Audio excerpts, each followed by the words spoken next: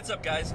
I was listening to one of the podcasts that I frequently listen to. It's a technology podcast called Tested. It's from the Tested.com website, and it's a good technology podcast. But as often happens, things branch off into politics, and all three, I think, are towards the liberal end of the equation. And one of them, he's kind of the louder one, makes some of the funnier comments now and then.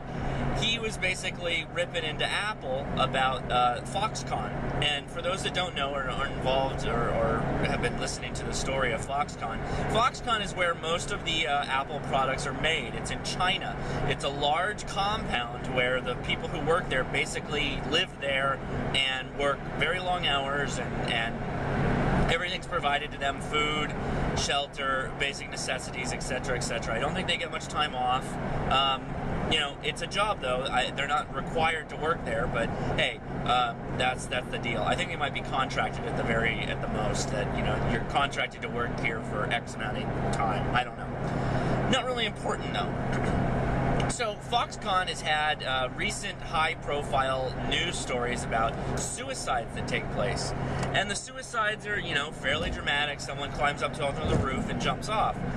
So the person from the podcast was basically saying, we're never going to see a day where Tim Cook, the now Apple CEO, is going to walk into his earnings call or his investor meetings and say, okay, guys, we're going to be, and this is his quoting, we're going to be a little less evil this year, and we're going to try and reduce some of our profits to increase worker blah, blah, blah.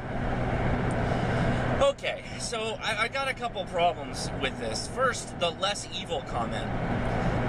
They're not less evil. They brought work into a country that they were not obligated to do so, and gainfully employed many, many people. The money that the people make at Foxconn is way more than that of, say, the other work that is available to the people, which is like labor, full-on back-breaking labor.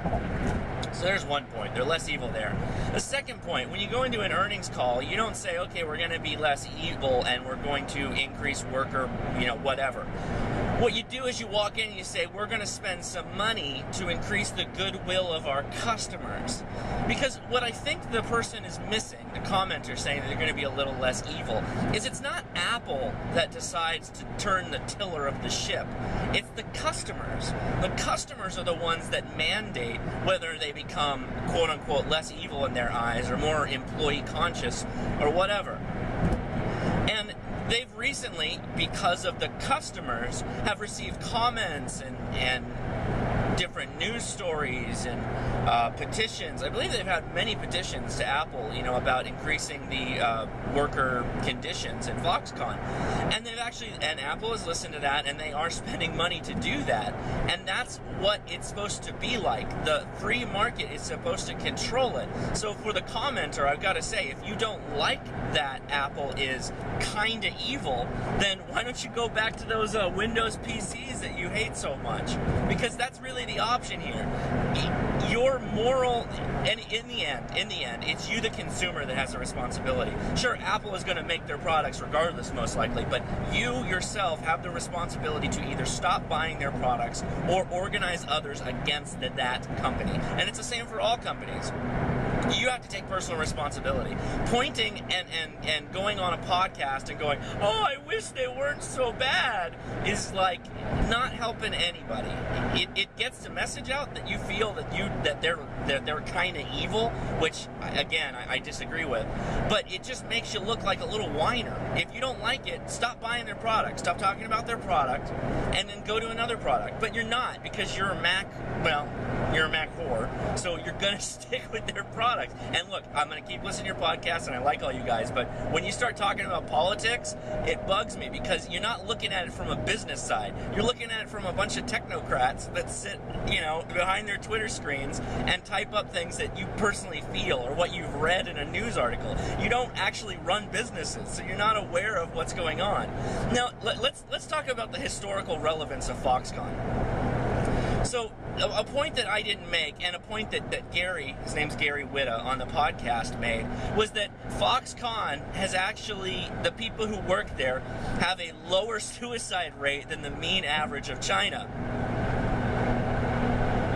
Okay, so I got to give points again to Apple for saying, hey, look, you guys are less evil in the point that people are less likely to commit suicide when working here. I don't think it's Apple's job to prevent Chinese people from committing suicide. That's not the case. They got to have a symbiotic, multi-beneficial or mutually beneficial relationship for them to do business there. And the benefit is that it's cheaper.